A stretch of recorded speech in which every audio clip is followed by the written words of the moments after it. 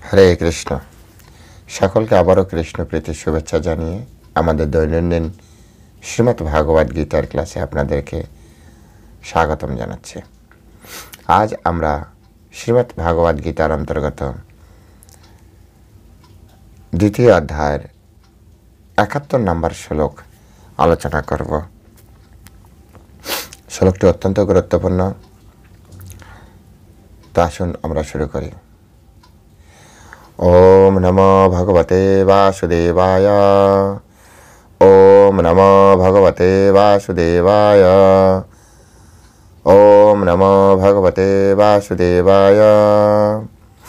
শ্রীমদ্ ভাগবত গীতা দ্বিতীয় অধ্যায় সাংখ্যযোগ, শ্লোক নম্বর ৭১। বিহায় কামান যশর্বান পুমাশ্চরতি নিষ্প্রিয়া নির্মামো নিরহংকার চ শান্তিমধিগচ্ছতি। বিহায় কামান যশর্বান পুমাশ্চরতি নিষ্প্রিয়া নির্মামো নিরহংকার চ শান্তিমধিগচ্ছতি। হরে কৃষ্ণ। তো এখন আমরা এই সংস্কৃত শ্লোকে শিলা প্রভুপাদ কর্তৃক যে বঙ্গভাষানুবাদ এবং তাৎপর্য প্রদান করা হয়েছে সেই বিষয়ে আমরা শ্রবণ করব এবং এই শ্লোকটি কীভাবে আমাদের জীবনে প্রয়োগ করে আমরা জীবনে লাভবান হব সে বিষয়ে আমরা বোঝার চেষ্টা করব। অনুবাদ: যে ব্যক্তি সমস্ত কামনা বাসনা পরিত্যাগ করে জড় বিষয়ের প্রতি নিরস্পৃহ, নিরহংকার এবং মমত্ববোধ রহিত হয়ে বিচারণ করেন, তিনি প্রকৃত শান্তি লাভ করেন। আরেকবার পড়ছি। যে ব্যক্তি সমস্ত কামনা বাসনা পরিত্যাগ করে জড় বিষয়ের প্রতি নিরস্পৃহ, নিরহংকার ও মমত্ববোধ রহিত হয়ে বিচারণ করেন, তিনি প্রকৃত শান্তি লাভ করেন। হরে কৃষ্ণ। শিলা প্রভুপাদে জয় হোক। তাই শিলা প্রভুপাদ এই শ্লোকের তাৎপর্য খুব সুন্দরভাবে ব্যাখ্যা করছেন।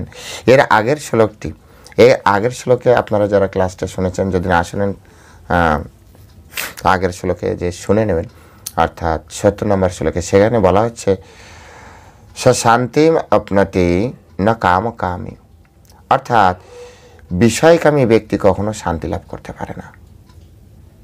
তো এটা তো গেল একটা সূত্র। তো প্রশ্ন আসে, শান্তি লাভ করবে কে? তো সেজন্য পরের, যে ব্যক্তি সমস্ত কামনা বাসনা পরিত্যাগ করে জড় বিষয়ের প্রতি নিরস্পৃহ, কোনো স্পৃহা থাকবে না, আকাঙ্ক্ষা থাকবে না, আসক্তি থাকবে না এই জড় জগতের কোনো বিষয়ের প্রতি, নিরহংকার,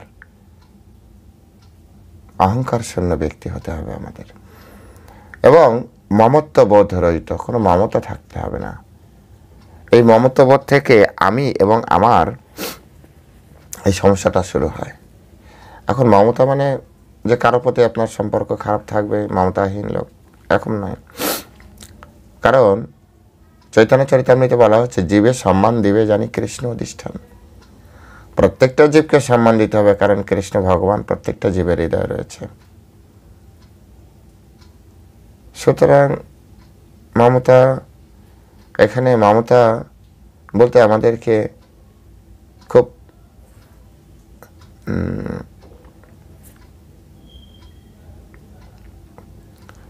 মানে গভীরভাবে আমাদেরকে বিচার করতে হবে, গভীরভাবে।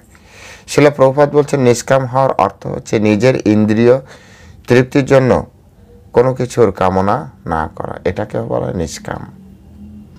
নিজের ইন্দ্রিয় তৃপ্তির জন্য, অপরের জন্য আপনি করতে পারেন। পক্ষান্তরে ভগবান শ্রীকৃষ্ণের সেবা করাই হচ্ছে কামনায় সেবা করার যে কামনা, সেটি হচ্ছে নিষ্কামতা। পরমেশ্বর ভগবানের যদি আমরা সেবা করার কামনা করি তাহলে সেটা হবে নিষ্কাম। আমরা সবসময় কী ভাবছি, এই দেহটি আমার, আমাদের প্রকৃত সত্তা বলে না, সত্তা বলে না ভেবে এবং জড় জগতের কোনো কিছুর উপরে বৃথা মালিকানা দাবি না করে শ্রীকৃষ্ণের নিত্য দাস রূপে নিজের যথার্থ স্বরূপ উপলব্ধি করাটাই হচ্ছে কৃষ্ণ ভাবনার পরিশুদ্ধ পর্যায়। এই জগতে আমাদের এই যে শরীর, এটা আমাদের না ভেবে, এই যে আমাদের যত টাকা পয়সা আছে এটার মালিকানা, প্রকৃত মালিকানা আমরা না ভাবি, আমরা সব কিছু কৃষ্ণের ভাবতে পারি। এটা যখন আমরা ভাববো তখন আমাদের শান্তি লাভ হবে। আর যদি আমরা এটা না ভাবতে পারি তাহলে আমাদের দুঃখ। এবার আমাকে আপনাকে বিচার করতে হবে যে আমরা দুঃখ চাই না সুখ চাই। যদি আপনি দুঃখ চান, আপনি ভাবুন যে এগুলি আমার, এগুলি আমার, এগুলি আমার, এগুলি আমার। আর যদি আপনি সুখ চান তাহলে এগুলো ভাবুন, এগুলি কৃষ্ণের, এগুলি কৃষ্ণের, এগুলি কৃষ্ণের। উভয় চিন্তা আপনাকেই করতে হবে। যেটি করবেন তেমনটি ফল পাবেন। সুতরাং আপনি, আমার, আপনার এই যে শব্দ, এই শব্দগুলো আমরা যদি না বলি, আমরা যদি বলি সব কৃষ্ণের, তাহলে দেখুন তো বিষয়গুলি কত সুন্দর উপভোগ্য হবে। বিচার করতে হবে। এই পরিশুদ্ধ পর্যায়ে যে উন্নতি হতে পারে, সে বুঝতে পারে যেহেতু কৃষ্ণ হচ্ছেন সব কিছুর অধিষ্ঠান। এই অবস্থা পর্যন্ত কেউ যদি আসে তবে সে অবশ্যই বুঝতে পারবে যে সব কিছু কৃষ্ণের, সব কিছু কৃষ্ণের।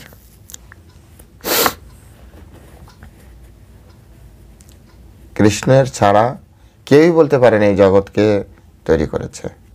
আমি, আমার পিতা, আমার ঠাকুরদা, আমাদের বড় ঠাকুরদা বা আমাদের বংশ পরম্পরায় কেউ এই জগৎ সৃষ্টি করেনি, মাটি সৃষ্টি করেনি, বায়ু সৃষ্টি করেনি, সূর্য সৃষ্টি করেনি।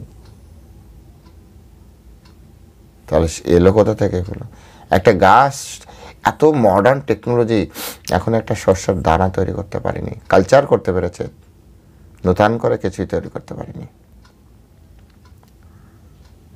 মডিফাই করা মানে সৃষ্টি নয়।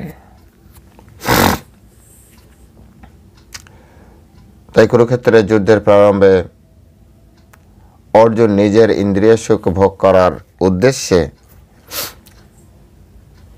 যুদ্ধ করতে তিনি চাইছিলেন না। মানে নিজের ইন্দ্রিয় তৃপ্তি, নিজের, কারণ সে চিন্তা করছিল আমি যুদ্ধ করলে আমার আত্মীয় স্বজন মরবে, এখানেও আমার। আমি যদি যুদ্ধ করি তাহলে আমাকে পাপভাগী হতে হবে, এখানেও আমার। আমি যদি যুদ্ধ করি আমাকে নরকে যেতে হবে, ওখানেও আমার। তাই অর্জুন উভয় দিক থেকে তিনি বিচার করে দেখলেন এই যুদ্ধ করলে শুধুমাত্র আমার ক্ষতিই হবে। তাই তিনি যুদ্ধ করতে চাইছিলেন না। কৃষ্ণ তাই এগুলো বোঝাচ্ছেন যে অর্জুন, কামনা বাসনা থেকে মুক্ত হও। তুমি কামনা বাসনা করে তোমার যুদ্ধ করেও কোনো লাভ নেই। ঠিক একইভাবে জীবন যুদ্ধে আমরা যে চলছি, এখানেও যদি কোনো ধরনের কামনা বাসনা থাকে না, প্রত্যেক পদে পদে আমাদের বিপদ। আর যে কর্মটি করব সেই কর্মটিও কখনো আমাদের ভালোভাবে আমাদের ফল প্রদান করবে না। তাই এটা আমাদের বুঝতে হবে। তাই অর্জুনকে শিক্ষা দিচ্ছেন, নিজের জন্য যুদ্ধ করার ইচ্ছা তুমি ত্যাগ করো অর্জুন। নিজের জন্য তুমি যুদ্ধ করে কিছুই করতে পারবে না। তুমি যুদ্ধ করো আমার জন্য। ভগবানকে সন্তুষ্ট করার বাসনাই হচ্ছে বাসনা রহিত হওয়ার একমাত্র উপায়। যদি আমরা ভগবানকে সন্তুষ্ট করতে পারি তবেই শুধু আমরা কামনা বাসনা থেকে মুক্ত হতে পারব। অন্যথায় কামনা বাসনা থেকে মুক্ত হওয়ার আমাদের অন্য কোনো উপায় নেই। আমরা লোক ঠকাতে পারবো, আমাদের ঠকাতে পারবো, কিন্তু কৃষ্ণকে, ভগবানকে ঠকাতে পারবো না। ভগবানকে ঠকানো এত সহজ নয়। কোনো রকম কৃত্রিম উপায়ে কামনা বাসনাগুলিকে জয় করাও যায় না। কোনো রকম কৃত্রিম উপায়, আপনি একটা মোবাইলের জায়গায় আরেকটা মোবাইল, একটা টিভির জায়গায় আরেকটা টিভি, একতলা বাড়ির জায়গায় দোতলা বাড়ি, কামনা বাসনাকে কখনো আপনি পরিতৃপ্ত করতে পারবেন না। এত সহজ নয়। তাই কৃত্রিম উপায় কখনো কামনা বাসনাকে আপনি নিবৃত্ত করতে পারবেন না। জীব কখনোই ইন্দ্রিয় অনুভূতির শূন্য অথবা বাসনা রহিত হতে পারে না। আমাদের যে ইন্দ্রিয়গুলি আছে না, এই যে চক্ষুকরণ, নাসিকা, ত্বক, জিহ্বা, এগুলো প্রত্যেকের একটা একটা আলাদা বাসনা রয়েছে। এই বাসনা থেকে সে দূরে আসতে পারে না। যেমন আগুন, তাপ আর প্রকাশ, আগুন তাপ প্রকাশ থেকে আলাদা হতে পারে না, তাপ আগুন থেকে আলাদা হতে পারে না, প্রকাশ বা আলো আগুন থেকে আলাদা হতে পারে না। এরা একে অপরের সাথে যুক্ত। তাই জীব কখনোই ইন্দ্রিয় অনুভূতির শূন্য অথবা বাসনা রহিত হতে পারে না। তাই এখান থেকে আমাদের জন্য সর্বোচ্চ পন্থা ইন্দ্রিয়গুলিকে কৃষ্ণের সেবায় লাগাতে হবে, তবে সে ধীরে ধীরে বশীভূত হতে থাকবে।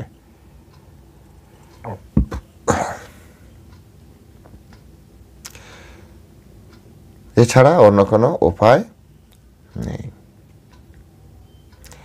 জড়জাগতিক বাসনা শূন্য মানুষ অবশ্যই বোঝেন যে সব কিছু কৃষ্ণের। ঈশা উপনিষদে বলছে, ঈশাবস্য ইদম সর্বম, সব কিছু ঈশ্বরের, সব কিছু কৃষ্ণের। সেই জন্য তিনি কিছুর উপরে মালিকানা দাবি করেন না। ধরুন আপনার কাছে একটা মোবাইল কেউ রাখতে দিয়ে গিয়েছে, আপনি কি সেই মোবাইলের উপরে মালিকানা দাবি করবেন? আপনার কাছে একটা বাড়ি রাখতে দিয়ে যাওয়া হয়েছে, আপনি কি বাড়ির মালিকানা দাবি করবেন? আসলে আমরা মালিক নই। মালিক হওয়ার কামনা বাসনা করা, এটা হচ্ছে অশান্তির লক্ষণ। আমরা ডেকে নিয়ে আসছি আমাদের অশান্তি। আর পরমেশ্বর ভগবান গীতার মাধ্যমে শেখাচ্ছে আমাদের প্রত্যেকটা ঘরে কিছু না কিছু অশান্তি আছে। অশান্তির পিছনে কারণ কি? কামনা বাসনা। আমাকে এগুলো জল দাও না, না আমার এখন সময় নেই। কি জল দেবে না তুমি? এই দেখুন, জল চেয়েছেন, কামনা বাধা পড়েছে, ক্রোধ তৈরি হলো। কিন্তু যদি আপনার এমন না থাকবে, ঠিক আছে, না পারছে আমি নিয়ে নিই, তখন তো আর এই সমস্যাটা হয় না, তখন আর এই ক্রোধটা আসে না। এগুলো আমাদেরকে বুঝতে হবে। এগুলি হচ্ছে বোঝার বিষয়। কামনা বাসনা আপনাকে অশান্ত করবে। কামনা বাসনা রহিত হলে আপনি শান্তিতে জীবনযাপন করতে পারবেন। তাই পরমেশ্বর ভগবান শেখাচ্ছেন যে এই জড়জগতের যে বিষয় আছে সেই বিষয় থেকে নিজের ইন্দ্রিয়গুলোকে তুলে নিয়ে আসো। আর তুলে নিয়ে আসার উপায় কি? কামনা বাসনা থেকে মুক্ত হও। কামনা বাসনা থেকে মুক্ত হওয়ার উপায় কি? নিরহংকার হও। অহংকার থেকে আমিত্ব চলে আসে। আমাকে ইগনোর করছে, আমাকে মান্যতা প্রদান করছে না, আমি এত বড় মাপের একটা কিছু।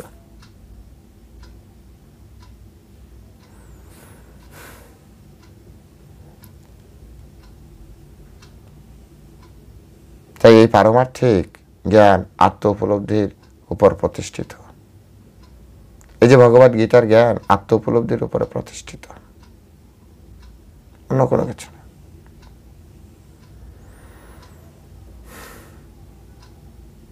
যখন এটাকে যথাযথভাবে কেউ বুঝতে পারবে, এই আধ্যাত্মিক জ্ঞান, তখন সে যেই হোক, সে বুঝতে পারবে জীবের স্বরূপ হয় কৃষ্ণ নিত্য দাস। আমি কৃষ্ণের নিত্য দাস। I am a servant of almighty God Shri Krishna. কৃষ্ণের নিত্য দাস।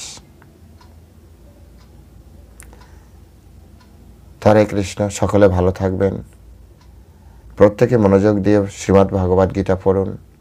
আমি বিশ্বাস করি আপনারা যদি মনোযোগ দিয়ে পড়বেন তবে আরও বেশি বেশি বেশি আপনার জীবনের প্রকৃত উদ্দেশ্য আপনি বুঝতে পারবেন এবং আপনি আরও বেশি সুখ প্রাপ্তি করতে পারবেন। হরে কৃষ্ণ। জয় শিলা প্রভুপাদ কি জয়।